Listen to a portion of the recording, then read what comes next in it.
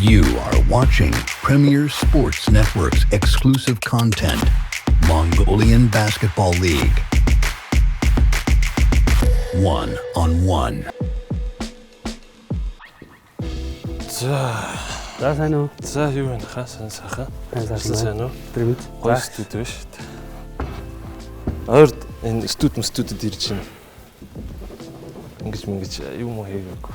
Гоё шүү дээ. Сонирн байна уу? Сонирн байна. За сайн сайхан. Тэрнээс өөр сэн сайхан юу ах вэ? 11 сард нөгөө жоохон бэртэл сэдрээд тэгээд бэртэлтэйгээ нэлээд үзээд тусна жижиг хэмжээний хаалгаа илгэсэн. Тэгээд тэрнээсээ recovery хийж байна. 2 сар болж байна. Тэгээд сүүлийн сард дасгал хийгээл байнга recovery хийж байна.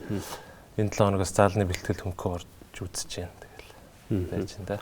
Одоо бэртлийн талаар асуухаар бас харамсалтай санагдаж байна л да. Гэхдээ нууцшил юуны гэмтэл юмудаа өвдөг зөөлөд менискусийн урагталт тэгээд юу лээ мөгөрсний бяцралт бас бус юмнууд байна. Тэгээд одоо бас 25 жил тоглосон юм ч одоо аргагүй л тийм. Аргагүй. Одоо ер нь жижиг сажиг тиймэрхүү юмнууд. Энэ удаагийн бэртэл тэгээд цаг үеийн үед бас нэлээд тэглэлтэй үе таарч боллоо тийм.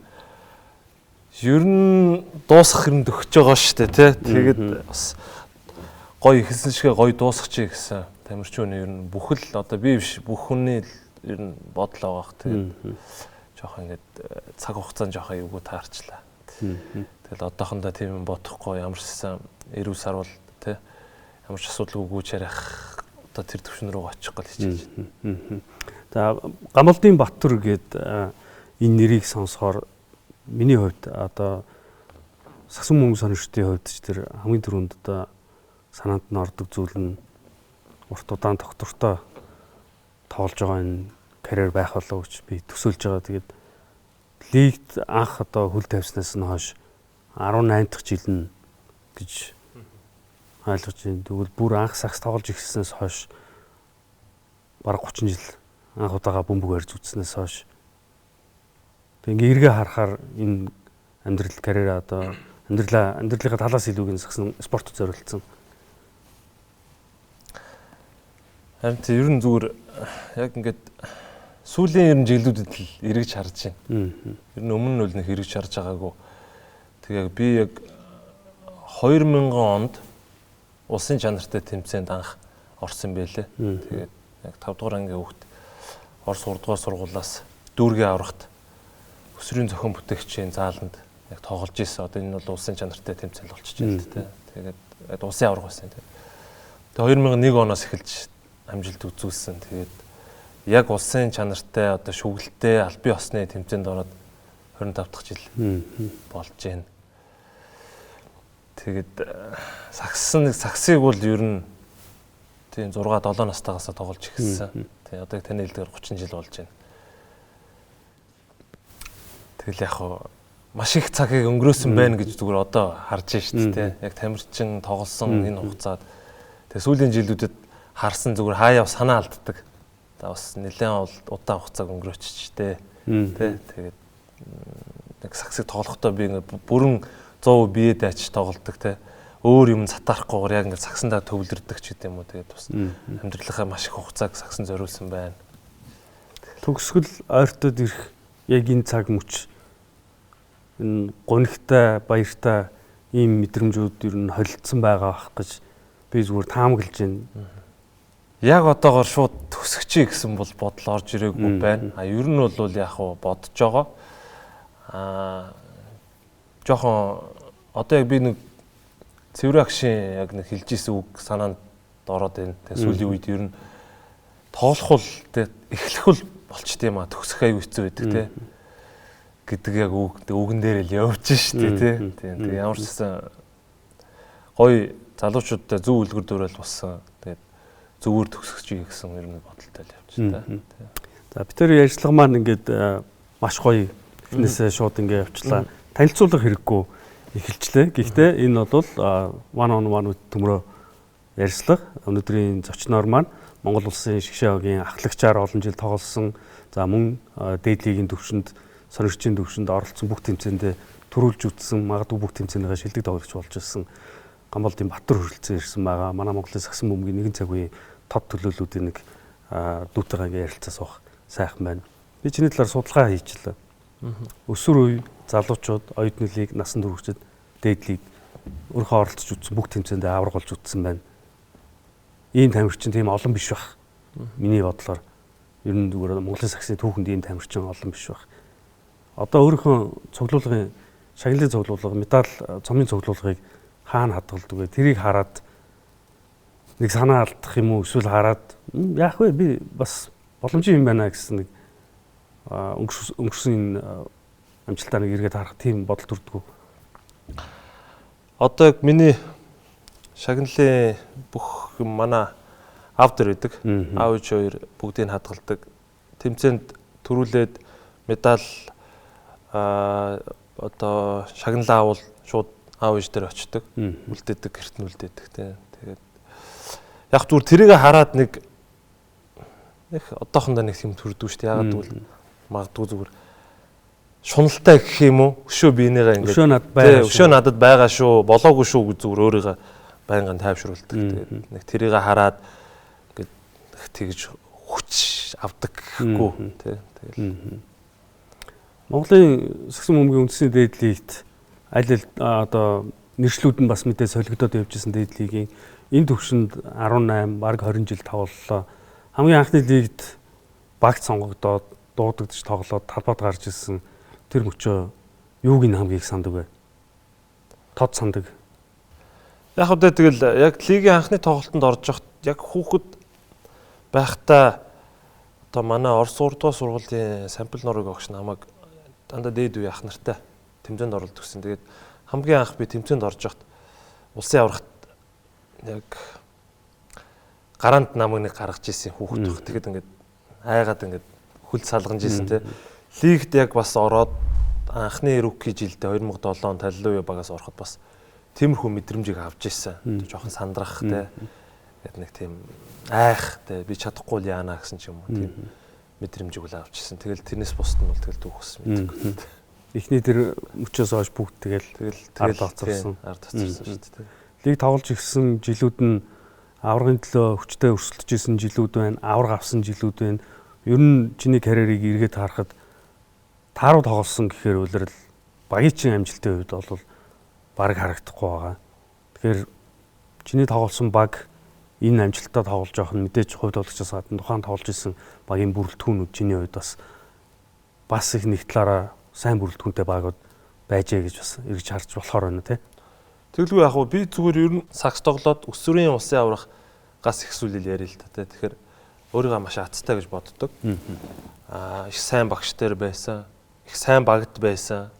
За тэгээ ингээд өсвөрийн улсын аврагт Орос 3 дугаар сургуулиас улсын аврах төрүүлээд дараа нь төгсгөө ангидаа 1-р сургууль руу шилжиж ороод 1-р сургуулийн мөхцөцөг багшийн удирдлагад очоод тоглоод мөн адил тэр үеийн дандаа хүчрхэг залуучууд надтай нэг баг байсан. Одоо цэвэр аллын бүрв дөрж гэл те олон залуучууд байсан. За тэгээд 10 төгсөөд их сургуульд ороход за үнэхээр их сургуулийн үнэхээр хамгийн одоо сайн үе гэх юм уу те одоо манай дээдлийн үеийн ихээ мэрэгэн сайнаа гэл мундаг тамирчтай одоо руки ганцаараа орж ийлаа.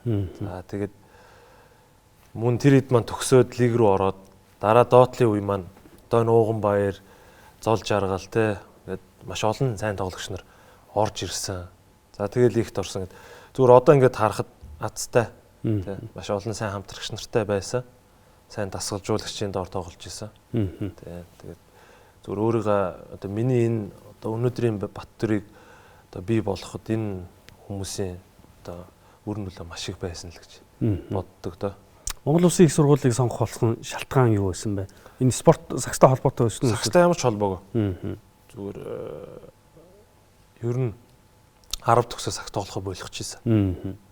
Ер нь цаашдаа их сургуулийн шгшээд ороод лигт тоглоно гэсэн нэг тийм бодлого байсан шүү дээ. Амар сонио. Одоо ингээд цааш тийм мэрэгжлийн одоо боловсруулалтын карьер тийм боловсруулалт ер нь зүгээр хүмүүсийн эдийн засгт орохыг бол 10 дугаар ангийн 9 сард шийдсэн байсан. 10 дугаар ангид орох 9 сард шийдсэн байсан. Тэгээд манай аав яг чи эдийн засгийн санхүүгийн хүн болно. Санхүүгийн чиглэлээр сурна. За би Орос сургуульд тогтоо тооны анги байсан. Тэгээд нэгдүгээр сургуульд тоход сагснаас гадна намайг тооны давталгаанд явуулдаг гэсэн. За тэгээд тэр үед нэг конкурс өгж ордог. Тэр хүмүүсийн эдийн засгт конкурс өгж орно. Чи санхүүгийн хүн болно. Гэт өөрөөсөө шууд ингэ зурцсан. Тэ? Тэгэл тэр үед чинь бөмбөгөр хоололж идэхгүй гэдэг үе байсан. Тэгээд одоо юу гэдэг би 2 төрийн албаагч насаараа төрд ажилласан тий. Ийм гэрүүлийн хүүхд болохоор. За тэгэл цаашдаа мэрэгжил боловсролтой болъё. Тэгээд одоо сайн боловсон хүчин болоод ажил хийгээд амьдрий гэсэн энэ бодолтой хүүхдэл явж исэн л да. Нэгдүгээр курст ороход. Тийм ч учраас тэгээд өөрөө конкурс хүмүүсийн эдийн засгт конкурс өгөөд тэнцэж ирсэн. Тэгэл хүмүүсийн эдийн засгт тэгтлэн бүртгэлийн ангид орсон. За тэгэл яг хүүхд тэмцэн цаг тоглол гүйж явсан. Тэгээд нэг хүмүүсийн шгшээ мэгшээд нэг хорыг гэсэн нэг бодлого явж байгаад тэгээд нэгдүгээр курсын төгсөгч нарын дундах тэмцээн болоод Эрдэнэбүрэн огцтон дээрээс намайг хараад хүмүүсийн шгшээ дутчихсан. Монгол Улсын их сургуулийн тухайн үеийн чиний тоглож исэн үеийн шгшээ баг тэр үед одоо сонирчийн төвшөнд олдог бүх тэмцээнд бас төрүүлсэн. Ийм супер бүрэлдэхүүнтэй баг байна. Ер нь зүгээр одоо Монголын сагсны одоо ялангуяа оюутны төвшний сагсны түүхийг ингээ харах юм бол Монгол Улсын их сургуулийн шгшээг хамгийн амжилттай хөтөлбөр гэж хэлж болох байна. Тэнд тоглосон жилүүдэд бүгдд нь төрүүлж болох бүх тэмцээнүүдэд төрүүлээд дээд лиг рүү орох багаа сонгоход өөрчлөн сонголт байсан уу эсвэл чамаг баг сонгоцсон байсан уу? Би дээд лигт 3 дугаар курстээ орсон. Тэгээд би өөрөө тэрийг одоо бодоход маш зөв сонголт болсон гэж хардаг. 1-р курстээ хүмүүсийн шгшээд ороод ерөнхийдөө энэ дээдлийнх үеийн мундаг тамирчтай тоглож байхад бас чинээ ингээ хөгжөөл явж байгаа юм л да. Тэгэхэд анх лидер баг дээр дуудагдчихсэн. Тэгээ лидер багт очиод бэлтгэлтийг хийдэг байсан би. Тэгээд ган төмөр огш одоо талигаач ган төмөр огш дуудаад. Тэгэхэд яг зүгээр надад зүгээр орох боломж байсан. Тэгээ яг зүгээр одоо ах нарын юмыг зөөгөө те зүгээр талбай дээр тоглохгүй ч гэсэн бэлтгэл хамт хийгээд ингээд гүөх боломж байсан. Би бол өөрөө оюутныхаа тэмцээнийг сонгосон. Тэндээ тоглож явах нь илүү. Тий. Тэгээ яг тэр үед нэг лиг оюутны лиг тоглосон, лиг тоглож болохгүй гэдэг нэг жилүүд нь дөрмүүд нь өөрчлөгдөд. Тэгээ яг намайг 2 дугаар курст одоо яг тэр лидер дээр тоглох боломжтой жил оюутны лиг тоглосон. Одоо лиг тоглож болно. Улсын чанартай залуучууд насан турш тоглоснууд нь лиг тоглож болохгүй. Болохгүй дүрэнтэй.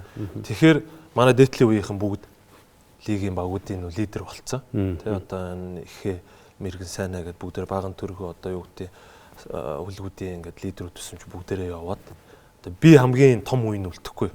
Сургуультай. Тэгээ сургуультай 2 дугаар курстэй. Тэгэл 2 дугаар курсээсээ шууд Эрдэнэбүрэн огш намайг хүмүүсийн багийн алхачаар тавиал. Тэгэл угаасаа би тэгээд за би энэ одоо нэр төрийн хэрэг шүү дээ багийн алхач бол хүмүүсийн багийн алхач гэдэг чинь ер нь бол үеийн одоо бас мундаг тамирчтай гэдэг мөрөөдөл шүү дээ. Мөрөөдөл тэгэл окей би лиг тоглохгүй бүх оюутанд орж болох бүх тэмцээнд тоглоё. Тэгээ энд амжилт үзүүлчихээ дараа нь лиг бодъё гэсэн бодолтой байсан. Тэгэл 2 дугаар курстэй залуучууд насан туршид нэлээд хожигдсон бас тэгэл чинь тэгэл хүрэл медаль залуучуудаас аваад хүрэл медаль аваад өгүүлж тэгэл явсан. Тэгээд ер нь залуучуудын улсын аврах 2 төрүүлсэн, насан туршидын улсын аврах 2 төрүүлсэн, оюутны лиг төрүүлсэн гэд. Ер нь оюутны спартакиадад төрүүлсэн гэд. Ер нь оюутны тэмцээнд төрүүлж болох бүх тэмцээнд төрүүлсэн. Тэгэл 3 дугаар курсээсээ одоо Паксонгийн багш хасын үлгүүд багийн дасгалжуулагч байж хагаад Халалуя гэх шинэ баг лигт оруулсан. Солонгосын одоо сүмийн санхүүжилттэй. Тэгэхэд за явахтай тэр үед нэг зүгээр яман яринэл драфт юм уу та тий. Тэгэхэд угаасаа би 3 дугаар курстэй угаасаа лиг тоглох бүх юм бүрдсэн болцсон. Тийм үед за чи энэ багийн ахлагчаар Халалуя багийн ахлагчаар тоглол тий. Тэгээ чамд минут олтно. Чи надад тэрж сур хөгж гэж хэлж исэн. Тэгэл би эргэж уцалдаг баг хөгч төр очсон доо.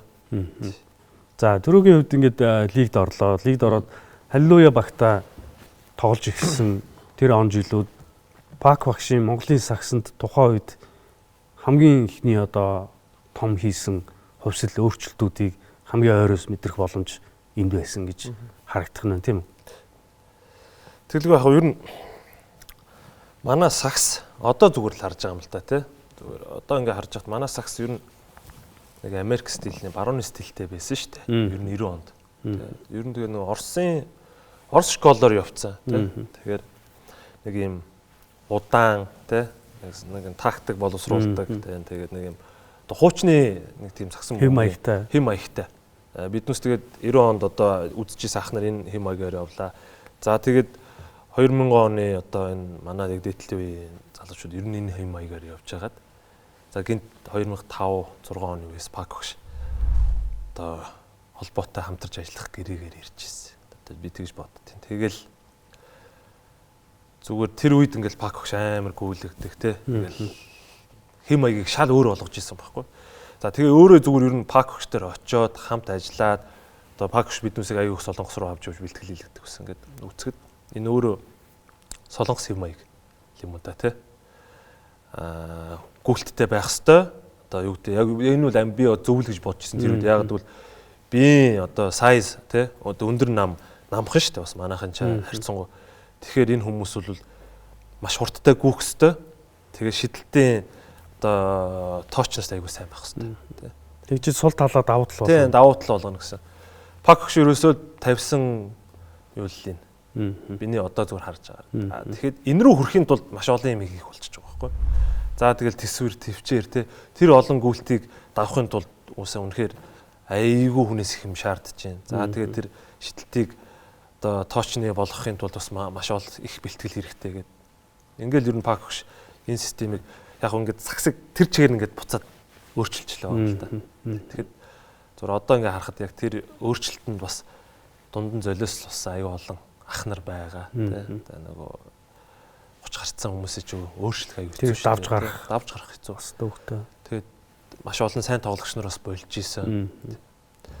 Тэгэл яг хөтэй тэрнээс хойш Монголын сакс нэг хэсэг гүйлттэй болцсон байсан шүү дээ тий. Ер нь л сакс тоглох сакс тогломоор бол эхлээд гүйлтийн суурь аав гээл ингээл бүх залуучууд гүйдэг болцсон. Тэгээд тоглолтын маяг ер нь лиг ордон дээр лиг үзэхэд арай өөр темптэй болцсон. Үзэгчд энэ их өөрөө сонирхолтой болж исэн тий. Тэ нэг юм солонгос школ руу тий шилжсэн гэх юм уу. Би энийг бол золиос гэж хармааргүй. Энэ бол спорт амьдралд үүдэг байгалийн шалгарал тийм үү. Одоо ийм төрлийн саксыг тоглохын тулд тухайн тоглогчоос чамаас одоо дасгалж өгч багш ийм зүйлийг шаардж энэ чамд байхгүй бол энийг тоглох боломжгүй гэдэг бол бас нэг шин төрлийн хувьсэл эхэлж ирсэн үе гэж ингэж харж байгаа. Тэгэхээр бид нар одоо Монголын саксанд сүүлийн жилүүдэд явагдаж байгаа энэ өөрчлөлт тэр одоо 20 жилийн өмнөх үеийг ингээ харахаар цаг үеийн зайлшгүй хийгдэх ёстой шинжилэл өөрийн одоо ирэхгүй цаанаасаа ямар нэг юм тохироогоор хийж гин үгж ингэж харж байна. Тэгээд тэр одоо пак багшийг би энэ хүнтэй уулзч үзээгүй л дээ. Гэхдээ одоо би ингээд та нарын үеийн тоглогчид Монголын саксанд ойр байсан тамирчид дасгалж байгаа шүү дээ. Одоо ингээд бүх хүмүүсээс сонсохоор тэр үе бол яа харахгүй Монголын сакс мөнгөийг дараагийн түвшинд гаргаж ирэх өмнө байсан түвшнээс нэг түвшин ахиулсан ийм үйл явц болсон байна. Ингээд энэ дасгалж байгаа шүү дээ бэлтгэл хийсэн тамирчдын гол цөм 2010 он орчмоос эхлээд Монголын үндсэн шишээ ог дээр үндсэн суурь нь болоод Монгол сакс тухайн үеийн Монгол саксны ерөөсө гол философи нь энэ болсон байсан байгаа байхгүй. Тэгээ энэ талаар тэгэл яг хуу пак багч яг шигшээ дээр ажиллах гэрээтэй ирсэн тий. Тэгэл ер нь нэг 2005 оноос эхлээд шигшээ ер нь ингээл өөрчлөлтөнд орж эхэлсэн. Зүрийг харж байгаа. Тэгэл 2007 онд би чи 2007 8 онд шигшээд орж ирсэн. Тэгэл яг намайг шигшээд ер нь жоохон юм сургал гэж анх ингээл дуудаж ирсэн. Тэгэл яг тэр үед зүгээр одоо харахад яг миний одоо нэг 85-аас 90 оны хооронд тий 90 он нь бол өшөө жоохон байна. 80-с нь өшөө жоохон доорно. За тэгээ яг нэг юм үе байна л да. 85, 86, 87 маш олон сайн саксчид төрсөн. Би тэгж харддаг. Энэ магадгүй энэ нэг юм цикл таарсан юм уу? Яг зөв. Тэгээд ихэнх нь бас ингээд Монголын хамгийн сайн дасгалжуулагч цэвэр бол багш дээр суурь тавиулсан. Нэг арай өөр үе байсан л да. Тэгэл энийг бүгдийг цуглуулаад пакш 8 оноос хойш бэлдсэн. За тэгээд эхний үр дүнгээ 2000 миний харж байгаагаар 9 онд биднээс Зүүн Азийн наадамд Хонконгод маш сайн тоглосон. Тэгэхдээ харамсалтайгаар том багуудтай тоглосон, хожил авч чадаагүй. За тэгэл ер нь амжилт нь 2010 оноос эхэлсэн гэх юм уу. Тэгээ ер нь тэр одоо тэмцээнд та хэд ярианаас би бас өмнөх тоглож ирсэн очиж тоглож үзээд бид нар энэ төвшөндөөс тоглож болох юм байна гэдэг бас нэг мэдрэмжийг итгэлийг бас авсан. Энэ одоо хамгийн чухал байсан баг л та. Энэ нэг үл яг тэглэв ах ер нь бол хамгийн том тэмцээн 9 онд тэр Зүүн Азийн наадмаар Хонконгод тоглол ер нь мэдрэмжийг авсан. Биднээс энэ Хонконгд явахаас өмнө сар Солонгост бэлтгэл хийж исэн. Тэгээ Солонгосын багуудтай, оюутны багуудтай тоглож исэн. Тэгэл ер нь бол 10 онд очихдоо амжилтаа ахиулна. Урьдчилсан шатнаасаа Монгол гарч чаддаг бол урьдчилсан шатнаасаа гарна. Үндсэн тоглолт руугаа орно. Үндсэн тоглолтондоо одоо яах вэ гэж очиж исэн урьдчилсан шатнаасаа гарсан. Үндсэн тоглолтондоо зоондоо хожил авсан. Тэгэл ер нь бол тэгэл ингээл одоо юу гэдэг тамирчтай өөртөө итгэл нь төдий чинээ ингээл их болж эхэлж байгаа юм л да. Тэгэл бүгд өөрсдөө Монголдоо ирэл лигийнхэн багуудын лидерүүд болж эхлэв. Тэгэл одоо 2-2 3-3-аараа ер нь тэгж явдаг байсан ш. Танангаас нэг 2-3, харцгаас нэг 2-3 ингээд. Тэгэл ер нь бүгд лидер болол тэгэл 14 онтой зоолгосон юм да. Энэ цаг үед бас зүгээр миний ингээд харж байгаагаар бас юу нэг юм өөрчлөлт орж ирсэн маа. Энэ бол Монгол хүний бие физиологик өөрчлөлт орж та нарын үеийнхэн бас их өсөглөөн болж ирсэн байгаа. Энэ одоо нөгөө өмнөх үе манай ямар үе байлаа тийм ээ, социализм үе дээр одоо картын бараа хувьсгал гарч ирсэн үетэй бас холбоотой. Би юу гэж хэлэх гээд байна гэхээр намайг анх одоо 94 онд лигийн тэмцээнийг би жоох үзэж эхэлж байхад метр эртний хүн бол төвийн тоглогч байсан байхгүй. Тэгэхэд метр эртний хүн урд тоглодог. Тэ 80-с дээш өндөртэй хүмүүс одоо бөмбөг зал тоглодог. Ийм болж эхэлж байгаа гэдэг чинь монголчууд бие биедрийн хөгжлийн үед илүү өсөглөөн болж одоо өмнөх үеэс арай өсөглөөн бол тамирчтай үед ингээд өөрчлөгдөж эхэлсэн байна л та. Тэгээд энэ төсвөр төвчээрийн бэлтгэл хийгээд улам тамирчдын бие хаа хөгжих энэ боломжууд энэ үед нэмэгдэж эхэлсэн баг. Гэхдээ одоотой харьцуулахад бол бас л тэр үед дутуу байсан. Ингээд бид нар одоо манай Монголын сагсан бөмбөгийн түүхэнд ингээд зайлшгүй бидний үргэлж дурсж ярьж явдаг Инчоны Азийн наадам руу 2014 онд л ирлээ.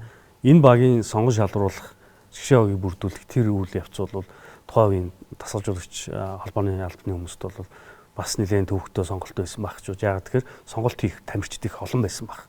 Шгшээгийг яаж бүрдүүлэх вэ гэдэг тэр. Тэгээ энэ багийн ахлагчаар чи сонгогдож авсан. Тэгэхээр энэ бол маш том нэр хүндийн асуудал байсан ойлгомжтой. Тэр шгшээгийн хэрхэн бүрдсэн талаар эргээд нэг дурсаач. Яг энэ яг шгшээ багийн суурь нь 9-10 он тавигдсан байсан. Яг зөв. Тэгээ ерөнхий суурь те одоо нэг 5-6 он бол тавигдсан байсан. Дараагийн үе байна даа гэх. Тэгээ 11, 12 онуудад бас яг энэ олон юм бас холбоотой байх гэж би зүгээр одоо хардаг. Монголд ч легионер тоглогч нар чинь 10 оноос эхэлсэн шүү дээ. За тэгээд лигийн тэмцээнүүд улам илүү хүчрэгчж эхэлсэн. Багууд ер нь жоохон клубын системдээ ороод цалин мөнгө нь бас боломжийн болоод гээд олон юм бас нөлөөсөн. Тэгээ яг шгшээ баг бүрдүүлсэн тий 14 онд тэгэл яг хүчрэх багуудаас л би одоо зүгээр яг шгшээ багийн дасгалжуулагчаар одоо яг Пак Хогш 9 он 10 онд яг Пак Хогшийн туслахаар ажиллаж байсан баяр цогт. Одоо шгшээ багийн дасгалжуулагч 14 онд болсон. Тэгэл мань хүн яг өөрийнхөө системэнд бас таарсан тоглогч нарыг тэр үед сонгосон байх гэж зүгээр би харж байгаа. Тэгэл хэцүү байсан. Яг шгшээ баг бүртгэд хэцүү байсан. Бас ганц хоёр 12 хүн тоглогч сонгоно шүү дээ эцсийн. Ганц хоёр үеийн тоглогч нар сонгогдож чадахгүй болоо те. Тэгэл уйлаал бид нүш бүгдээрээ хамтдаа байрлаад бэлтгэл хийцэн нэг 14 5 тоглогч бэлтгэл хийцэн те. Байралд авахцсан. Ер нь бол 13 онд бол тэмцээнийхээ хувьд бол мэдрэмж авцсан. 13 онд бидэд Зүүн Азийн яг Азийн аврах шалруулах тэмцээний уртсан шатанд очиод багуудтай тоглоод Хонконгод хожигддаг байхгүй. Тэгээд Хонконгийг 100% хожих боломжтой гэдгийг ойлгоцсон, итгэсэн. Ер нь өмнөх Азийн наадамд 2-3 хожил авцсан. Тэгэхээр ер нь бол 14 онд бол ер нь одоо яг гинт очиод авцсан биш. Биднээс бол угаасаа амжилттай тоглоно гэжсэн зорилготой итгэлтэй. За яг магадгүй Йорданд яг ер нь бол яг Йорданыг хожихд хүмүүс азтай байсан гэж бод. Бидэд Йордантай 2010 он тоглож үзчихсэн. 2010 он тоглож үзчихэд болох юм биш дээ гэж бодож ирсэн байхгүй. Ер нь Йордан чинь тийм амар одоо илүү баг биш юм байна. Биднээс бол 100 боломж байгаа юм байна гэжсэн. Тэгэл 14 онд тэмцээнд очсон доо. Яг тэмцээнд очихдоо тэмцээнээс өмнө нэг 2-7 хоногийн өмнө Солонгост биднээс төрүүлж очиод тентхийн их сургуулиудтай пак огш бас биднээсийг холбож өгөөд тоглолт хийсэн юм. Ер нь бол за тэгээд яг залуучуудын одоогор бол яг эд штэ тий. Туршлагатай болцсон. Ур чадвар байна, бие бэлдэр байна ингээд ер нь бол зүгээр яг бүрдсэн л байсан л та бүх. Энэ багийн амжилтыг одоогоор Азийн наадманд бид нар бол дахин давтаж чадаагүй байна. Мэдээж одоо цааш нь ахиулахаар Шишээгийн хон болон одоо Сагсан бөмбөгийн холбоо мэдээж энэ дараагийн үеийнх юм бол бүгд энэ амжилтын төлөө энэ өшөө цаашаа ахиулахын төлөө явж байгаа нь тодорхой. Ингээд энэ ч Азийн наадманд тоглож ирлээ. Эндээс манай хэд хэдэн тоглогчид гадны лиг тоглох саналуудыг авч эхэллээ. Монголын Сагсан бөмбөг ядаж твийнхаа хэмжээнд үнэлэгдэж эхэллээ тийм үү? Энэ үеэс Монголын Сагс арай өөр төвшөнд гарч байна. Монголын Сагс одоо энд бас анхаарал татах хүмүүс байна гэж ингэж ярьж эхэлсэн. Энэ үе бол маш сайхан цаг үе. Харамсалтай нь яг энэ үед холбооны хувьд хамгийн хардарсан хүнджилүүд хямрал ихсэн яг ийм үед. Тэгэхээр энд одоо Монголын Сагсны хамгийн гоё алтан үеийнх ингээд би хэлчихэд нэг буруутахгүй баг. Холбооны зөрчдөөс болоод гадагшаа тоглох боломжгүй болсон. Энэ үе таад маань хамгийн өндөр туссан баг. Маш өндөр тусч ирсэн шүү дээ. Тэгээд бид яг ингээд яг зүгээр манай Инчоны багийнхны амжилтыг би зүгээр хардаг байхгүй. Амар хоорондоо амныг ус бид гэр бүл шиг гэсэн. Хичнээн талбай дээр одоо юу гэдэг лигийн хоорондоо алцаад ингээд зодтолч юм шиг хоорондоо айгүй бинд тийм гэр бүл шиг байсан. Хоорондоо ах トゥ шиг байсан байхгүй. Тэгэл одоо юу гэдэг биднээс тэмцээний бус цагаар бүгдээр 10 уйлаа хамтдаа явна. Хоолоо хамтдаа идэнэ. Орой бүгдээрээ гараа салхилахтаа хамтдаа явна. 1 2 моёроор хийж байхгүй. Яг энэ нь айгүй гоё нэг тийм амжилтанд хүрж исэн. Тэгэл 13 онд 15 оны Азийн аваргын эрхийн тоглолтын дээр хожигдчиход амар сэтгэлээр унжижсэн байхгүй бидэд. Тэгээ Азийн аварга заавал орно. Азийн аваргад ордог нь FIBA ранка дээшлүүлнэ. Ерөөсөө биднүүсийн зорилго. Биднүүс тэрийг дээшлүүлж чадхаа мэдчихсэн байхгүй. Тий. Уусаа. Хонконг өнөөдөр Азийн аваргад орж байгаа. Хонконгоос биднүүс тэгээ 10 оноогоор илүү тоглолтог болчлоо. Одоо биднээс бол болцсон. Одоо Йорданыг биднээс хойж байна. Одоо дэлхийн ранкаар бол тий шин тэр үе 100 гараа авцсан байсан. Доош орно. Тий. Үнэн л яг залуучууд л мөрөөдөлтөө 60 70 руу орж ирнэ биднээс тий. Тэгээ ингээ гоё болно гэсэн байж идэл Азийн аваргын одоо дараагийн Азийн аварга шалруулах тэмцээнд манайхыг орох боломжгүй болгосон байхгүй. Тэгээ Хонконг орчихсон. Тэгэл юу болов яаваа гэдэг ингэсэн чинь одоо FIBA ижигаас ингээ асуудалтай байна гэсэн юм байна гэд. Тэгэл яг би багийн ахлагч байсан юм чинь бас хариуцлагатай байх хэрэгтэй гэл. Яг үнэндээ холбооноос гуугаад тий би аль бие осны орчуулагчтай суужгаад ингээд Монголын шгшээ багийг оруулж өгөөч тий ингээд бүтэн захиа биччихсэн. Манай шгшээгийнхэн бүгд хамт суудсан. Бүгдлээр монголоор хэдүүлээ юуг нь гаргаад драфтыг гаргаад орчуулагчаар орчуулад за тэгээд тэр үед Монголын Сагсан бөмбөгийн холбооны гадаад харилцаан дээр яг хэм байлаа. Мандуул өргөл хоёр байлаа. Тэгээд гуйж гаад энийг явуулаад өгөөч тий. Тэгээ явуулж ирсэн. Тэгээ харамсалтайгаар нь оруулах боломжгүй гэдэг хариу авчихсан. Тэгэл одоо бүх юм ихэлсэндээ. Хоёулаа энэ өрөөд төр завсралыг эргэж ирэхдээ энэ үеэс бид хэрхэн гарав? Өнөөдрийн байгаа газар бид хэрхэн гэсэн сэдвээр бас эргээд ярилцсан. You are watching Premier Sports Network's exclusive content, Mongolian Basketball League. 1-on-1. Эргээд тавтамаар л үзэгчтэй 1-on-1 төмрөө ярилцлага үргэлжилж байна. Өнөөдрийн зочин бол Гамболдын Баттүр. Дөрөв хоёулаа завсралгын өмнө Азийн аваргад явах боломжгүй болсон талаар яриагаа төр зогсоосон. Ингээд хар он жилүүд эхэллээ. Гадагшаа тэмцээнд явах боломжгүй. Бид тэр бүвэл дотооддоо лигийн тэмцээнийг хийхэд хүртэл хэцүү болж хоёр хуваагдаад байгаа холбоо хүртэл маргаантай хин лигийг хийх ёстой, хин хийх ёсгүй. Сагсан бөмбөг санаа зөвхөн одоо үзэгчдийн хувьд биш, тамирч та нарын маань хувьд ингээд хамгийн хүнд хэцүү жилүүд энд эхэллээ шүү дээ. Тэгэл яг зүгээр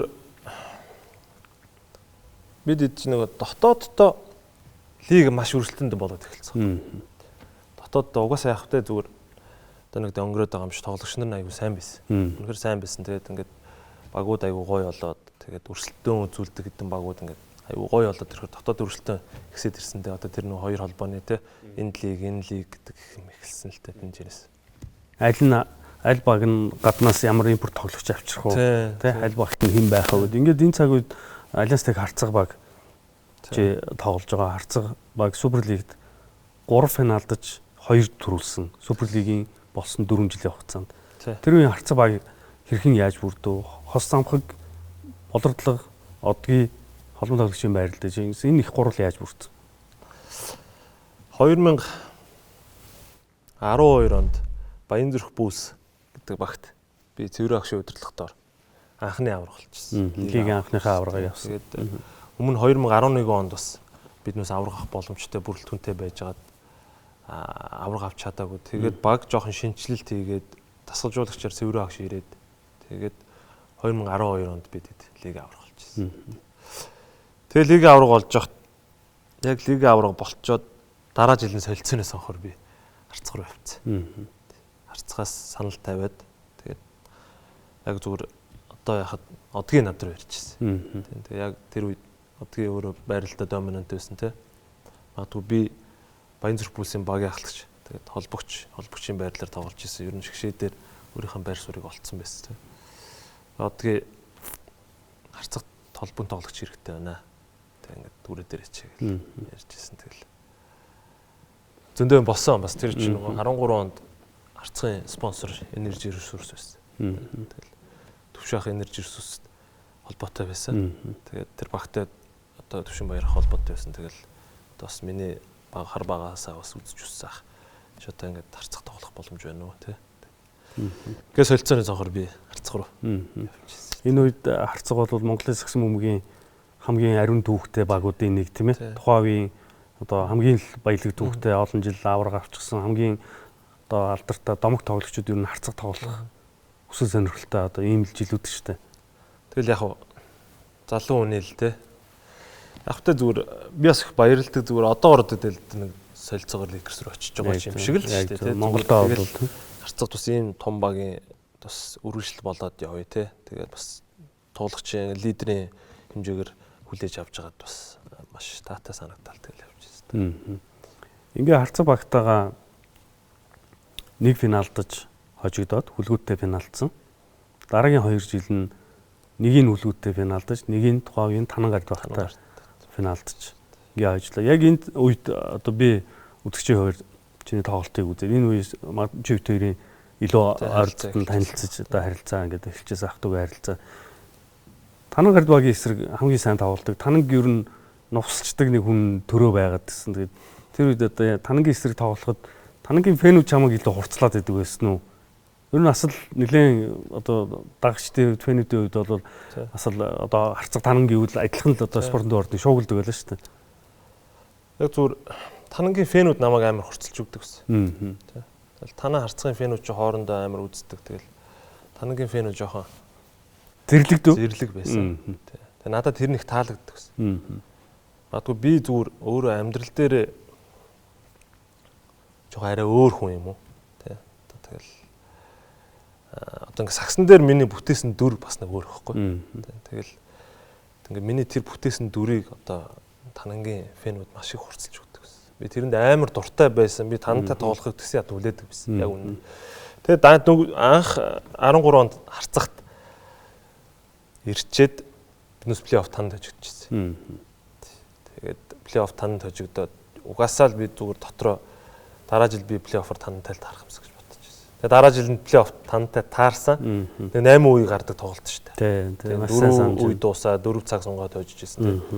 Тэгэл тэрнээс хойш ингээл одоо танангийн фэнүүд намайг их хурцлдаг байсан. Тантай тоглохыг маш их хүсдэг л байсан шүү дээ. Тэгээд би хандаатд болсон финалыг маш сайн санаж байна.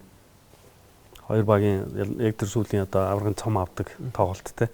Тэр цувралд бол чи бас төдийлөн минут бол олон байгаагүй. Гэхдээ яг тэр сүүлийн шийдвэрлэл 6 дахь тоглолтод Баттүр талбайд гарч ирсэн Баттүрийн дараалсан 3 оны шийдэлтүүд танангийн хувьд тэр тоглолтыг тэр аврагын төлөө одоо аяллаа боломжгүй эцсийн зэгийн тавиад ингээд дуусгасан тийм тоглолт болж. Тэр тоглолтын дараа хувь тоглогчийн үед нэлээд эмоцтой байх шиг санагдчихсан л та.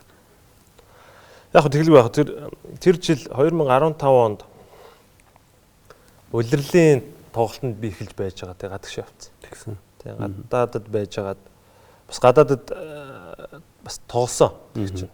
Чехэд тий. Тий Чехийн 2 дугаар лигийн баг тоглолт. Тэгээд плей-оффор одоо манай Алиастахийн захирал Баясаах маань намайг чи заавал ирэх хэвээр багтаага бай гэх тий. Тэгээд би плей-оффор ирж ирсэн. Тэгээд бас нэг ингээд ган үлэг дасгалжуулагч тэр үед байсан. За яг би чинь өмнө лидер байсан шүү дээ тий. Тэгээд 40 минут уншилдаг байсан. Бас минутын ингээд хязгаарлалтууд гарч ирж байсан.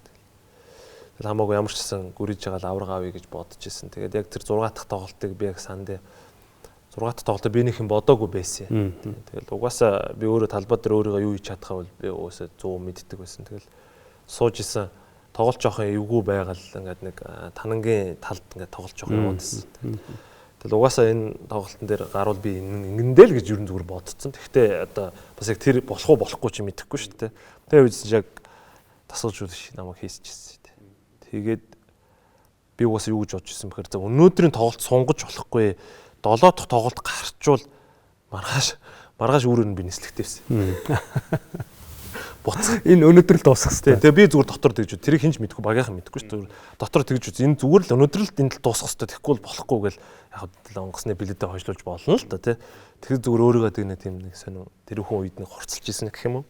Тэгэл гараал зүгээр өөрөө талбай дээр өөрийнхөө л байсан шүү дээ. Надад одоо эргээд тэр тоглолтыг дараа нь одоо чамаг ийм одоо юутай байсныг сонссны дараа эргээд тэр тоглолтын давталтыг үзэж яхад тэг хүлээстэй байсан хүлээс тайлагдаад тэр талбай дээр жинхэнэ тамирчнууд аз жаргалыг мэдрээд өөрийнхөө юу хийж чадахыг мэдэрч байгаа тамирчны юу цогсоох аргагүй байсан. Яг л тийм л мэдрэмж байгаа юм л тэ. Тэр мэдрэмж бол хамгийн гоё шүү дээ. Яг л тамирчныг юу хийж чаддгийг талбай дээр гаргуулж тэр хүнд аз жаргалыг мэдрүүлж байгааг би сайн тасалжуулагч гэж боддоо шүү дээ. Тасалжуулагчийн тухай мэдрэмж ухаан тий. Ингээд энэ үед Монголын сагсанд 2 лиг болж ирсэн тийм ээ. За дээд лиг явж илаа 21 аймгийн үндэсний лиг гэдэг энэ лиг болж илаа. Чиний хувьд 21 аймгийн үндэсний лигт мөн одоо тэр лигт хамгийн одоо хүчрэг байгаа баг Аранга Алтан дорнодын дайчилт багт мөн багийн лидерээр тоглож байгаа. Энэ лигт 3 жил дараалж босоо баг наавраг боллоо. Өөрөө тэр лигийн хүндрлийн үнцэнтэй дорж хамгийн шилдэг тоглогчийн шагналыг бас жил дараалан авч илаа. Аль лигт нь ингэж тоглох боломжтой байхад тухайн үед одоо тэр лиг тоглож байсан ямар шалтгаан байсан бэл. За тэгээд ингээл арцаг маань төрүүлээ сайхан аж аргалтай л байж исэн шүү дээ. Тэгээд 2 лигийн асуудал үүсээд тэгэл эн чинь нөгөө 2 лигийн асуудал ч өөртөө бас ингээл ус төртэй дандаа холбоотой. Тэгэл ус төрийн янз бүрийн юмнууд орж ирэхээр нэг нь энэ заалаа аавна нөгөөх нь тэр заал руу гэл ингээл асуудлууд хайл үүсэж байгаа. Хайл үүсэж байгаа. Ер нь бол тамирчин бидэд үзэгчд спортын төв ордон дээр л тоглож үзэх дуртай байгаад тий. Тэгсэн мөртлөө нөгөө ингээд болохгүй юмнууд нь эхлээл байж итэл. За ингээд одоо спортын төв ордон дээр өөр лиг болохгоор боллоо гэл тий. Тэгэл асуудлууд үүсээд эхэлсэн юм аа. Тэгэл яг хөө Арцаг багийн хувьд айгүй хүнд нөхцөлд ороод бас санхүүжилтийн тий спонсорын хувьд ч гэсэн бас жоохон хүндрэлтэй төслүүд үүсээд. За тэгээд энэ 21 аймгийн лиг гэдэг нөгөө аймгаар хуваагдахаар айгүй олон спонсор босох боломжтой юм лигүүд болоод ирэхээр тий чин төдий чинээгээр тамирчдын цалин мөнгийг төлөөлөх эхэлж байгаа юм л та тий. Тэгээ бас манай ээж Аранга гаралтай тэгээд Аранга нэг юм баг бүрдүүлж байна гэд тэгээд цомах манай харцгын фэн шүү дээ. Тэгээд тоглох боломж байна уу гэдэг. Тэгээд харцаг баг байхад бол би бас байхгүй. Гэхдээ ер нь бол надад асуудал алгаа гэл хэлжсэн. Тэгээд харцаг багтын асуудал үүсэл. Тэгээд би ишээ Аранга Алтан дорнодын дайчид орсон. Тамирчдын хувьд бол ажлаа хэмээр өгдөг. Талбай дээр тогломоор. Бидний хувьд бол ямар ч асуудал байхгүй шүү дээ. Ажлаа л хэмээр энэ тий. Тэгэл цалингаа авал ажлаа хийгээл ажиргалаа л мэдрэмээр яваад байдаг. Тэгээд ингээд асуудлууд үүссэн. За тэгээд энэ 21 аймгийн лигт тоглосон. А манай ихэнх зарим тоглогч нар тэндээ байсан. Тэ ингээд одоо нөгөө сайн тоглогч нар шин дотор хуваагдаад эхэлж. Хоорондоо биш. Тэгтээ нөгөө баг нь ийшээ тоглохгүй гэхээр энэ баг нь ийшээ тоглохгүй гэдэг эхэлж. Багтаа данстай. Тэгэхээр хоорондоо тоглож чадхаар болоод эхэлж. Тэгэхээр би зүгээр боддөө би яг ингээд эхний жил Аранга алтан дорнодын дайчтаас тоглолцоод би тэр жилдээ шууд би хэлж ирсэн. Би ингээд нэг лиг тоглож чадахгүй. Спонсорудаа ч хэлж ирсэн, холбооных нь хэлж ирсэн. Уучлаарай. Би фэнүүдийн төлөө сакс тоглодог. Намайг үсэх гэж ирж байгаа фэнүүд байгаа. Тийм учраас би нөгөө лигт нь тоглоно. гэж хэлээд энэ дээр бол би зүгээр айгу зөрөгтэй л хэлжсэн. Яг тэгвэл намайг асуулахсан нэз тийм. Тэгэхдээ би яг үнэндээ би спортын төв ордон дээр намайг үзэх гээд ирсэн хүмүүсийн төлөө би тоглож байгаа шүү дээ. Тэгэхээр тэр хүмүүс ч гэсэн хармаар байгаа. Тэгэхэд би ганцаараа тэр үйлдвэрчний соёлын төвийн заалан тоглоод ич болохгүй. Тэгэл би яг энийг бас ойлгож байгаа хүн баяр цогт байх гэж бодсон. Яг бол бид өмнө энэ ч тоглолцсон байсан. Тэл итүү ерөөсөө багт ирж тоглож ирсэн шүү дээ. Энтлийн лигт. Тий. Яг удирдлын тоглолт бүтэн оролцож чадахгүй ч гэсэн энэ лигээ дуусгаад энтлийн лиг рүү шүү шилжиж ирсэн гэх юм уу. Энээс одоо яг миний яг ингэ шилжснээс ахуулаад дараа жилээс нь тоглогч нар бүгдээрээ ингэж эхэлсэн байна. Хөдөлгөөн шилжилт хөдөлгөөнүүд явж байгаа. Том хоёр Аранга алтан дорнодын дайч гэж тоглолдог ч юм уу те. Сүмөртлийн талтай хасын үлгүүдтэй тоглож байгаа ч юм. Та дараа нь санчир гэдэг ингээд ийм болж ирсэн. Яг бид хэдүүл яг үнэндээ тэн дээрээс нэг хэдэн төгрөг олоод байгаа даа биш хэвгүй да. Ер нь те үзэх гэж ирж байгаа хүмүүс л их маш их хүндэлдэг байсан. 21 аймгийн лигт ч гэсэн тэр хүмүүсийг үзмээр л байсан байхгүй. Яг зөв. Ордон дээр ч гэсэн үзмээр л шүү дээ. Тэгэхээр хэдүүлээ одоо ингээд хүний өмч болоод яах вэ? Нээлттэй тоглоё л гэж ярьжсэн. Тэгэхээр энэ нь магадгүй холбооны удирдлагуудад таалагдаагүй. Тэгэл яг энэчээс ихсэлэл тамирчдыг нөгөө хааж боох юм ихсэн. Тэр лигт, энэ лигт, манай лигт, тэрний лигт гэж тоглосон тамирчдаа янз бүрийн байдлаар ил далд байдлаар шахалт үзүүлж эхэлсэн. Энэ өөрөө эргээд тамирчдад хамгийн өндөр тусч эхэлсэн. Яг ийм цаг үе л дээ, тий. Маш хүнд цаг үед байсан. Тэгэл зүгээр би одоо энэ дахиад нөгөө энэ чон руу авч энэ чон тоглож исэн залуучуудаа маш их бахархдаг, маш их хайртай тий. Тэгээд бидэд уулзсан. За ерөнхийдөө ингээд хааж боох, тэгээд шигшээд тоглоулахгүй байх. За тэгээд асуудлуудад дамжирсан. Нилээн яваад. Тэгээд бид эдийн хувьд бол хоорондоо уулзраа олчооч л гэсэн. Ерөөсөө аль алинд л хүсэл тавьчихсан, гуйж ирсэн. Та яд ингээ ахнараа яд ингэчээш тэгчээш гэдэг.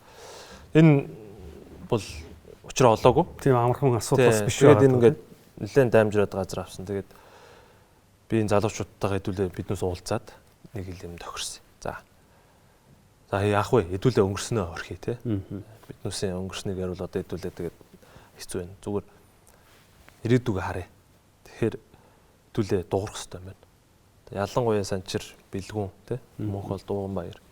Та бүгдээр дуурах хэрэгтэй. Хамгийн өчтөе дуу хоолой тамирчдад байгаа шүү дээ. Одоо нэг ингээл NBA-с л харж байгаа юм л да те. Тоглогч нар. Ус ийм та энийг биднээс мэдчихэж байгаа. Гэхдээ одоо ингээд эднүсээ цогцуулах гад эвийг нь олуулах гад явсан болоогүй. Одоо хэдүүлээ энэ дөр бол чанга дуурайд нэг тал руугаа харъя. За тэгээд хэрвээ явал энэ хоёр холбооны лигүүд тойлонд тоглохгүй. За ингээд хэдүүлээ сайхан санаа нийлээд хэдүүлээ дүүнэртэй ирээдүгийг харъя. Тэ. Гэж л яг санаа нийлсэн. Манай энэ залуучууд бүгдээрээ санаа нийлсэн, бүгдээрээ зөрөгтэй дуурсан, бүгдээрээ зөрөгтэй хөдөлсөн.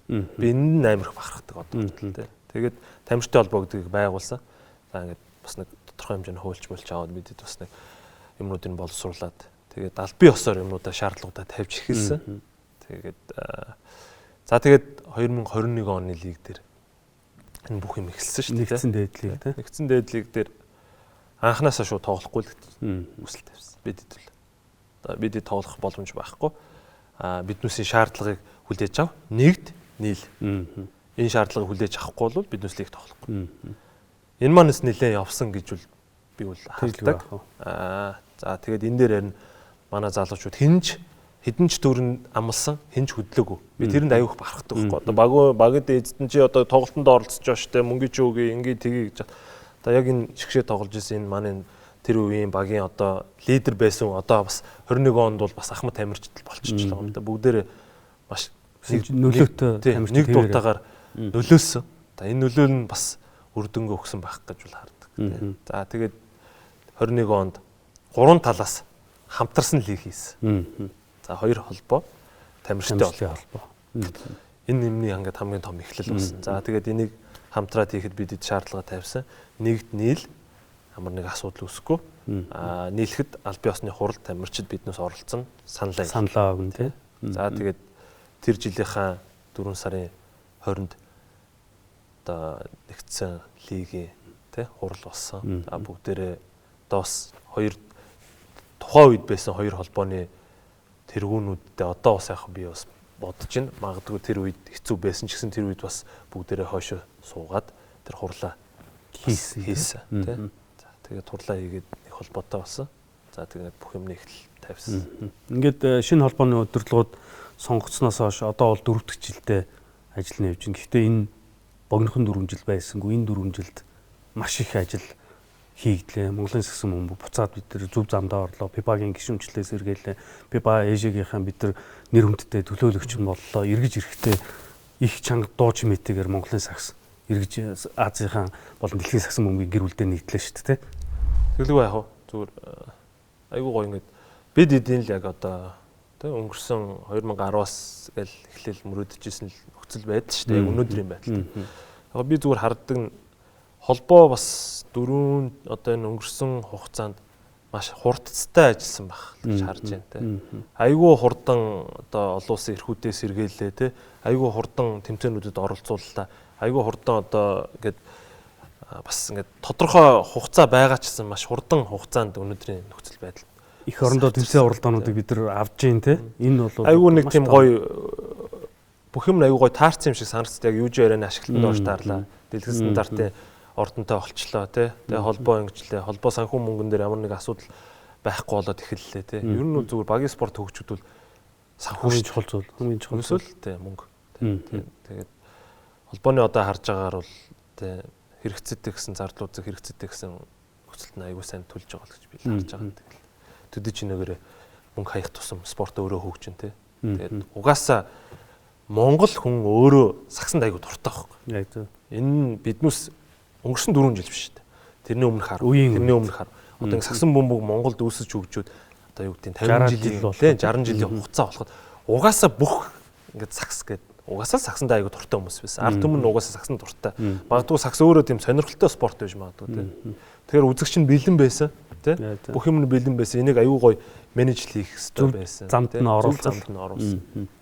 Ингээд 2025 оны Азийн аваргад өрсөлдөх эрхийн төлөө тоглолтууд эхэллээ.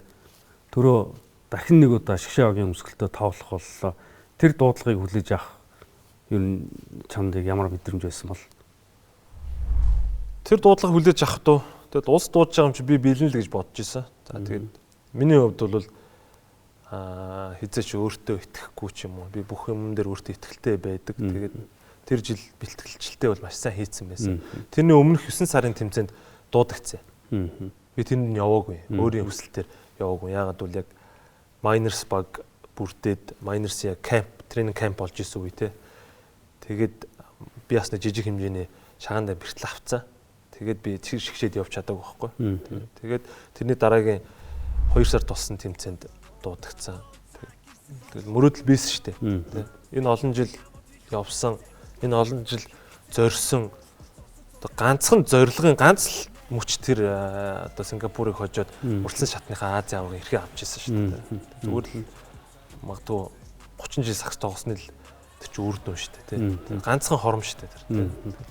Маш сайхан байсан. Энэ хооронд чигшээдээ тоглохгүй баг 10 жил албан ёсны тэмцээнд оролцохгүй баг 10 жил болчихж байгаа шүү дээ. Ингээд Шгшээг маань тэр тоглолтыг хожоод тэмцээндээ ингээд цааш үргэлжлүүлэн өрсөлдөх одоо нэрхээ аваад ингэжсэн цаг мөч бол Монголын сагсан бөмбөг бүх хүмүүсийн хувьд бол маш онцгой өдөр энэ тухайн одоо мөчийг тэр тоглолтыг бол бид бүгд мартахгүй. Дээрээс нь тэр тоглолтыг бид их орондоо зохион байгуулж үзэгчдийн талбай дээр тоглосон гэдгээр бол маш онцлогтой ийм тоглолт байна. Тэр Шгшээ багт тэгэл нэг айгүй олон шүүмж байсан шүү дээ. Аюу гэдэг хөгшин тоглогч нар нь инглээ тэглээ. Би үл тэгж харж байгаагүй байхгүй. Дэ болтол. За биш нэг усууч та. Яг энийг ярих гэж байгаа сэтгэл хөдлөд байдаг байхгүй.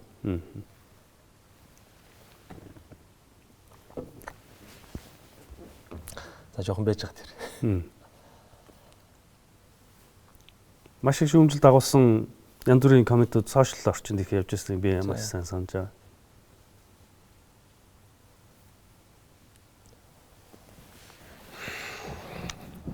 Гэхдээ тэр шигшээ багт яалтчгүй туршлах хэрэгтэй байсан. Туршлаа. Яг би зүгээр бодд юм аливаа нэгэн зүйлийг хийхдээ нэг эзэж санаа эргээд юусаа санаа зовхгүйгээр аливаа нэг юм хий гэж боддог. Тэгээд би тэр шигшээ багт би өөрийгөө заавал байх ёстой гэж би бодож исэн. Магадгүй хүмүүс бодог байх. Би бодож исэн. Яагаад гэвэл энэ миний Баттүр шигшээ багт тоглож исэн гэд би өөрийгөө эргээд харахад надад юунд ч би санаа зовхгүй, харамсахгүй. Гар би одоо шигшээ багаа тоглолтод дуусгах гэж бодож ирсэн. Тэгээд магадгүй тэгээд тэр өдөр тэгээд бас гайгүй сайн тоглолцсон байх. Одоо эргээд харахад надад шигшээ багт яг 10 жилиг би алдсан тий бидэд алдсан. Тэгтээ би шигшээ багт зориод шигшээ багийн ахлагчаар тоглоод ингээд бүх сэтгэл зүрхээс шигшээ багт өгж ийснийхаа бас би мэдрэмжийг би тэр өдөр авцсан болохоор надад эргээд шигшээ багт харамсах зүйл байхгүй болохтой тий. Тэр миний өмнөх 10 жилийг ганцхан тэр өдрийн тэр мөч балж чадахгүй тий. Тэг ингээд дарсан гэх юм уу тий. Одоо тэр шаналлыг тий. Тэг ингээд шаналаад явуулсан шүү дээ тий. Би тоглож чадахгүй ингээл энэ тэнд очиод одоо л хасагдаал ингээл янз бүр болоод явсан тий. Тэрийг яг тэр мөч байхгүй болгосон. Тэгээ одоо би нэг шигшээ багийнхаа карьерийг аюу сайхан гоё дуусгахад надад гоё л. Тэгээ яг тэр бүрэлдэхүүний бүх тамирчдаар шигшээгийн өмсгөл дээр би гар үсэг зурулж аваад би гэртээ ингээд жазлаад өлгцөн байдаг. Тэгээ би тэр өмсгөлийг хар болгонд надад ер нь их гоё мэдрэмж төрдөг. Монголын сакс эргээд Хямралаас гараад бид нар Баажда хийсэн тэр тоглолтод манай оролцсон тамирчид. Одоо тэр шигшээ багт аюу гоё бүрэлдэхүүн байсан шүү дээ. Одоо ингээд дундаж нас, бага нас, тэгээд ахмад нас гэдэг аюу гоё бүрэлдэхүүн байсан. Тэгсэн ч гэсэн би надтай мөр зэрэгцээд өнгөрсөн 10 жилээ алдсан тэр тамирчтай тэгэхэд амар их өгүүлжсэн, бодож ирсэн байхгүй. Тэдэртэйгээ хамт тэр талбай байгаа. Яагаад гэвэл яг тэр хүмүүс хөрхийг ингээд хэлэхгүй ч гэсэн яг надтай адилхан мэдрэмжийг ингээд дотроо тээж яваа байхгүй тий. Тэгэхэд би хийчээд тэр хэдийг аягүйх бодож ирсэн тий. Одоо мөнхөө бол дууган баяр тий, дөвгдээ, дөрнүүн бэлэг тий, бадрах, отхон мөнх тэр нь тоглож чадаагүй юм байна тий. Азаа тий. Азаа 2 байна. Одоо 2 байна. Тэр хэдийг маш сайн бод. Амар их бодож ирсэн тий. Яг би тэнд нь тоглоод болчлоо шүү дээ. Санчир бэлгүүн бидэд ингээд тоглолчлоо тий. Сэги бидэд тий. Тэгээ тэр хэд маань бас ингээл дотор нь огшчл байгаа бах та. Тэгээд бас дандаа л ингээл чинь шаналтай явдаг байсан бохоггүй. Бид бас тамирч дотроо ингээл хідүүлээ яа гой үе дээрээ Азаа рухт явцсан бол ранка ингэчих байсан гэл. Жог emotional тий. Би одоо энийг ярихаар нэг жоохон ингээд тэглгүй яах. Энэ заавал ярих хэвээр түүх гэж ойлгож байна. Ингээд Батүрийн сүүлийн жилүүдийн карьерийг мэргэжлийн багт бид нар харах юм бол Эрдэнэт Майерс багт тоглолоо. Эрдэнэт Майерсын өмнө 23 Storms Хитэгүүр эсүүдгээ тоглож байхад лигт чамшиг бэлтгэлжилтэй тоглогч байхгүй юм шиг ингэж харагдаж байгаа. Багийн лидер байж чадж байна. Оноо авалт, дамжуулалт, самраас бөмбөг авалт, хамгаалалт бүгдийг хийгээд ингэж тоглож байгаа тоглогч Эрдэнэт Майерс багт цоошин системээр цоошин одоо тасалж өгч удирдлагаар тоглоход маш их зүйлийг золиослж байгаа гэж чинь бас харж ил л да. Энэ шинэ одоо Европ системээр бид нар сакс тоглож эхэлж байгаа тийм. Тэгээ Майнерс анх тэр үүрэг ролыг хүлээж авах бас тийм амархан сонголт байгаагүй л ах л та. Хэцүү байсан. Эхний үйлдэл маш хэцүү байсан. Тэгээд би өөрийнхөө ур чадвар, өөрийнхөө хийж чадах юм бүх юмдаа би өөр мэдчихсэн байхгүй. Би өөрийгөө юу хийж чадах вэ те. Ер нь тамирчин хүн мэддэм дөө өндөр хэмжээнд тоглож байгаа те. Тэгээд тэр жил Хитэгүүр эсүүд баг бутраад тэгээд уул нь ингээд тоглож байгаа багтаал ингээд тоглоод байхыг хүсдэг байхгүй тамирчин хүмүүс ч тэгээд янз бүрийн асуудлаас болоод тэгээд багууд тэр жил 190 ихэнх багуу санал тавьсан. Би Эрдэнэ Майнерсыг сонгосон. Эрдэнэ Майнерс Василис Фракас дасгалжуулагч өөрөө анартай ярьж байгаа. Ветеран point guard тавьцар гэж хэлсэн юм лээ. Тэгээд туршлагатай олдон тоглож. Тэгээ би зүгээр мань хүнээс юм сурыг гэж бодоод Эрдэнэ Майнерсыг сонгосон. Тэгээд тэр үеийн бас одоо эцдүүд нь бас надад боломжийн гэрээг санал болгочихсон. Тэгэл 3 жилийн гэрээ шууд Эрдэнэ Майнерстай зурсан шүү дээ. Тэгээд тийм болно гэж бодоогүй байтал Василис тасалжуулагч битгээрээ оронд маш олон үл ойлголцлууд үүссэн нуухгүй шүү дээ. Тэгэл ер нь бол би Европ систем юм байна. Яг юм системийг ойлгохын тулд цаг хугацаа хэрэгтэй юм байл. Эхний улирлын баг бүх тоглолт ойлголтод намайг хүргэж байгаа байхгүй. 40 минут тоглож исэн хүн чинь минут нь 10 минут 5 минутаар хязгаарлалт гарч байна. Амар сэтгэлийн хямралд орд юм бэл тамирч юм. Тэгэл яг энийг тэр үедээ би бас давж чадахгүй байсан. Зүгээр ингээд үнэхээр амар хэцүү үед байсан. Тэгэл өөртөө маш их ярддаг байсан. Тэгэл давсандаа плей-оффор сайн тоглосон. Плей-оффор Василис Фракес тасруулж яг намайг хэрэгтэй үед ашигласан. Би ч өөрөө багтаа хэрэг болсон баг. А өмнө намайг ашиглахгүй надаар өөрөөр ойлгуулах гээд ингээд маш олон зүйлийг тийм надад ингээд хийж исэн. Тэгэл яг тэр үед нь за би бас бодож л байсан. Тэгэл за хамаагүй заавал ингээд тоглох гээд тахын оронд бас дүүнерт те өөрийнхөө мэддэг юмнуудыг хуваалцъя. Тэгэл одоо юу гэдэг га эрдэн болор эрдэн хоёрыг бол яг үндэ яг өөрөө аваад өглөө нь ингээд бэлтгэл рүү ингээд тэр хоёрт бол ойлгуулсан те өнөөдөр 35 настай тоглогч яаж бие авч явж гин те тэгэхээр та хоёр одооноос аваа явуучвал миний насанд ямар ч асуудал байхгүй. Тэрийг хэлэх биш үйлдэлээр ингээд маш их харуулахыг хичээж ирсэн. Тэгэл дүүнер маш сайжирсан. Тэрэндээ би маш их баяртай байдаг тийм. Ингээ багаараа лигийн бас өрөмц рекордыг тогтоож аврагч болсон. Энэ бол бас одоо хамгийн гол бахарх ёстой зүйл байх. Багийн амжилт эцэст нь хамгийн чухал шүү дээ. Ингээд үүний дараа тун саяхан Монголын сагсан бөмбөгийн дээд лигийн түүхэндх бүх цагийн шилдэг 30 тоглогчийн нэгээр нэрлэгдлээ. Энэ мэдээг сонсоод хамгийн түрүүнд юу бодогд? Гэхдээ тэгэл нөгөө нүдний өмнө нөгөө бүх карьер ингээл харагддсан юм байл шүү дээ. Тэгэл яг яалаа та. Оройн тэр лиг дээр зарлаад тэгээ оройн ингээд хүмүүс ингэсэн байна гэж мэдсэн. Тэгэл баярлаа. Сэтгэл маш их хөдөлсөн. Тэгэл магадгүй бас ингээд өнгөрсөн хугацаанд өөрийнхөө чадах бүхнээ ингээд сагсан бөмбөгт зориулаад өөрийгөө 100 фокуслд зориулснаа үр дүн нь бас ингээд тодорхой хэмжээгээр тий үзэгч болон холбоо тий одоо сэтгүүлчнэр бас хүндлэг үзүүлж байгаа юм байна. Тэгээд дотроо аяг их баярлсан шүү дээ. Тэгэл аав ээж хоёртой хэлсэн. Тэгээд оройн аав ээж хоёр дээр хоол идэх гэж очихдоо ингээд 30 тоглогчийн нэгээр шалгарсан байна гэдэгсэн. Ингээд эдгээр 30 тоглогчдыг сая болж өнгөрсөн бүх хотын тоглолтоор Южариныгийн талбай дээр дуудаж алдаршуулахад би тэнд та нарыг хараад байж байхдаа бүгднгийн чинь нүднээс царинаас хамгийн сайхан хазж байгаалыг тамирчин хүн болсон ер нь баг хамгийн гоё мэдрэмж энэ юм болоо та. Хуучны одоо ах нар Шарвч ам Төвшин баяр, Отгон баяр, Ариун бол тэгээд араас нь залгаа та нартай. Тэр мөчтөө бас үнэхээр онцгой ойлголтой. Тэр өдөр тэгэл нэг ордноор очиход нэг тийм мэдрэмж байгаагүй. Тэгэл зөвдөгөр нэг тоглолтонд очиж байгаа юм шиг л. Тэгэл очиод ингээл нөгөө хэд мэд гараал ирээл юм яриад инээлцэн тэгэл цаг хугацаа амар хурдан өнгөрсөн шүү дээ. Нөгөө тийм дотны тэгээд ингээд бие биендээ ингээд яг үнэн сэтгэлээр ханддаг хүмүүс ингээд нийлцсэн байсан даа ч юм уу. Тэгэл бид ч инээлцээр байгаа л тэгэл тийшээж гарч инээлдээл, тэнд ч орж инээлдээл одоо тэр дундуур нэг влог хийхээр ингээд байнга нэгийгээ явуулаад инээлдээл те. Айгу гоё цагийг өнгөрөөсөн шүү дээ. Тэгэл дуусаал бас бүгдээрээ хүлээ авалт хийсэн. Тэгэл нөгөө тгийхэмхээгээл те. Тэг сэтгэл хөдлөл нэг мэдсэн чинь нөгөө юуных нь телевизийн дүү та ингээд ярьцлага авчих гэсэн чи би жишээ нь ярьцлага аваа явж байгаа жишээ те. Жишээ нь энгийн үед би лиг мэгдэр тийш тэхгүй л багт. Тэр идэ гараад маш их баярлсан. Тэг сэтгэл амар хөдөлсөн зүгээр нөгөө бүх дурсамжнэр л харагддсан юм билэ.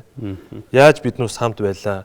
Яаж зовж илаа? Зүгээр ер нь тамирчид чинь хүмүүс ингээ харахаар жаргалтай юм шиг харагдсан шүү дээ. Яг л гоё хувц өмсөөл гоё ингээл те цаана хөшгний цаана аяг хэцүү шүү дээ. Тамирчин хүн чинь тэгэл зовлон зүдгүүр гэрвэл тэгэл хоол унд өвчин гэл тэгэл тэр олон бэлтгэлийг давж гарахтай. Тэгэл бие биендээ ингээл тусуулаад нөгөө бие биенээ зоригжуулж ил явдаг болохоор багийн спортчин гол утгаж шин тэрэндээ байгаа. Тэгэл аяг гоё тэр дурсамжнуудыг бүгдийг ингээ харсан шүү дээ. Өнөөдөр бидний урилгыг хүлээн авч студид маань хүрэлцэн ирж нэвтрүүлэлт оролцсонд баярлалаа. Бид өшөө их ярих юм байвч харамсалтай нь бидэнд бас нэвтрүүлгийн цаг байгаа. Тэгээд сэтгэлээ нээж гоё ярилцсанд баярлалаа. Тэгээд Монголын маш олон сагсан бөмбөгийн спорт сонирхч хичээлж байгаа хүүхд залууст үлгэр дуурайл болж цаашдаа сагсан үгийн төлөө маш их хийх байхаа гэдэгт нь итгэлтэй байна. Тэгээд цаашдын тамирчны болон түүний дараах карьерт нь сайн сайхны хүсье баярлалаа. Баярлалаа. Одоо хэлэх үг бол байхгүй байгаа даа. Өнөөдөр ингээд урьж оролцуулсанд баярлалаа. Тэгэл амар олон хүнд баярлж явдсан шүү дээ би тий. Өнөөдрийн төвшөнд байгаа Баттар тэгэл энэ хүрэхэд надад тусалж исэн маш олон хүмүүс байгаа. Маш олон багш нар байгаа, маш олон тамирчид байгаа. Тэгэл ер нь хайрт аав ээж хоёрлыг ард бацах хөстөг тэгэл. Аав ээж хоёртаа баярлалаа. Та бүхэндээ баярлалаа. За баярлалаа.